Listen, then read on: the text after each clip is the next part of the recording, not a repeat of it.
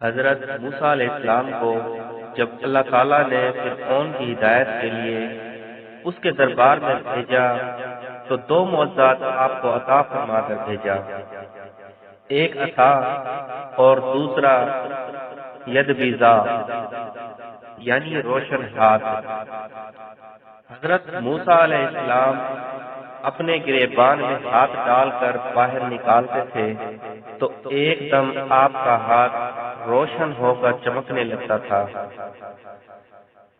پھر جب آپ اپنا ہاتھ گریبان میں ڈال دیتے تو وہ اپنی اصلی حالت پر ہو جایا کرتا تھا۔ اس معجزہ کو قرآن عظیم نے مختلف صورتوں میں بار بار ذکر فرمایا ہے۔ چنانچہ سورہ طٰہٰ میں ارشاد ہے، جس کا ترجمہ ہے، اور اپنا ہاتھ اپنے بازو سے ملا، خوب سفید نکلے گا، بے کسی مرض کے، ایک اور نشانی کہ ہم تجھے اپنی بڑی بڑی نشانیاں دکھائیں۔